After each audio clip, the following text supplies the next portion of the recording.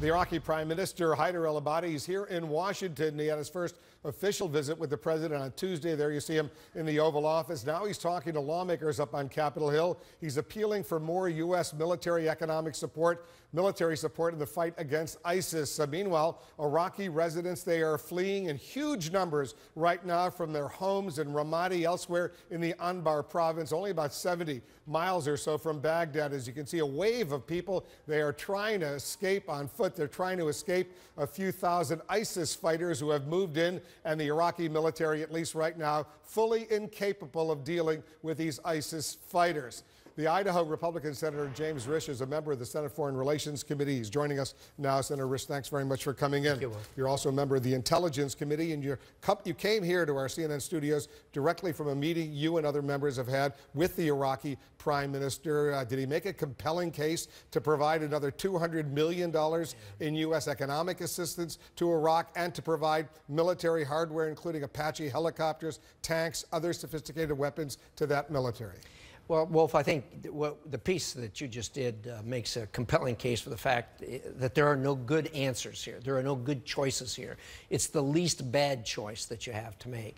I think the photography that you have shows what a human tragedy is going on in Ramadi.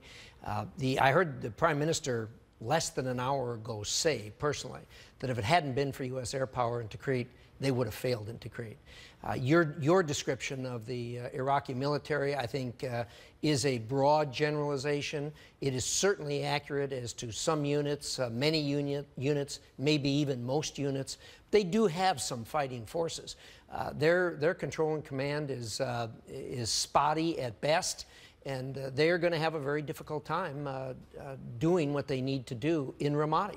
Because, you know, a year or so ago, a few thousand, not many, ISIS fighters went into the second largest city in Iraq, Mosul, a city of nearly 2 million people, and there were huge numbers of Iraqi troops. You know what they did. They left. They threw their weapons down, they abandoned their hardware, and they ran away. They couldn't even deal with a few thousand ISIS fighters. That was the first challenge that they had from ISIS right there, or essentially the first major challenge. And I say this, as you well know, after a decade of the U.S. building up training 300,000, 400,000 Iraqi military personnel, giving them the most sophisticated weapons. When the U.S. finally pulled out, they left a lot of stuff there for them, all of which basically was MIA in this fight against ISIS. No question about it. And I think the point to be made here is it isn't just training. You got to have fire in the belly, you got to have commitment, and you got to have command and control. And obviously, that is grossly lacking. And if they're not willing to fight, if they're not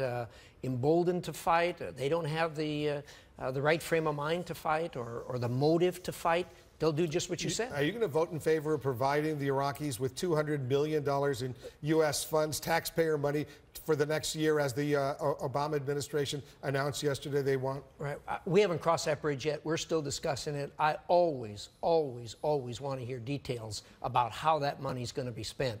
We've been through this before. I think the administration understands that we in Congress want substantially better accountability and answers about how you're going to keep track of this equipment than what we've been getting. So we're discussing it, and again, it's going to take U.S. air power. Almost certainly, Congress is not going to supply. So you've got an open mind on the economic aid and the military equipment too? I do have an open mind on it, but I've got to have a lot more and a lot better answers than what I've been getting. We invited, by the way, the Prime Minister of Iraq to join us here on CNN. He's told us his people have told us he's too busy right now. He's got a lot of stuff going on. He does. He presumably does, but he could speak out and talk and make his case as well to the American public. If he's asking for $200 million, make the case directly to the American people. And what a better opportunity to do it than to come on here on CNN. And we're seen around the world, too. Yeah. Let's talk about this Iran compromise that the Senate Foreign Relations Committee worked out, 19-0, unanimous. The administration says they'll go along with it for now. You happy with this? No, I'm not happy with it.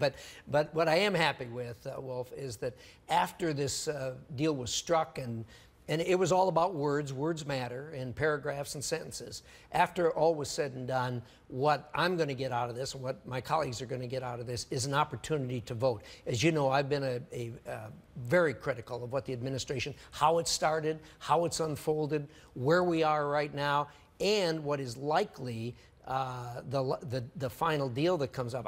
I see some huge holes in that, but I'm going to get a chance to vote on it.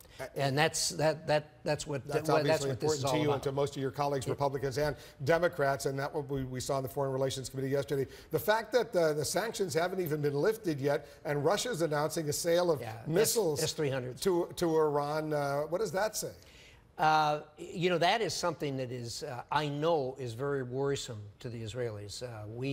I've discussed this with the Prime Minister months ago, years ago, actually.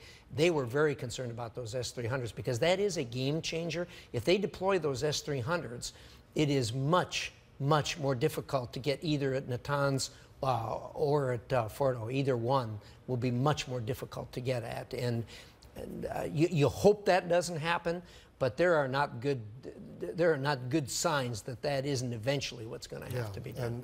And that's if the military option is used either by the Israelis or the U.S. Presumably, it would be more difficult if those missiles were deployed. Not presumably. That is an actual fact. Yeah. All right. Well, we'll see what happens. It's a tough situation all around, as you say. It's the least bad situation. There are no real good outcomes of this right now, at least for now. Let's see what happens. Senator Risch, thanks for coming in. Thank you, Wolf. Good to see you. Up next, aid arrives in the devastated capital of Yemen. We're going to go along. We have an exclusive look inside Sana'a. Stay with us.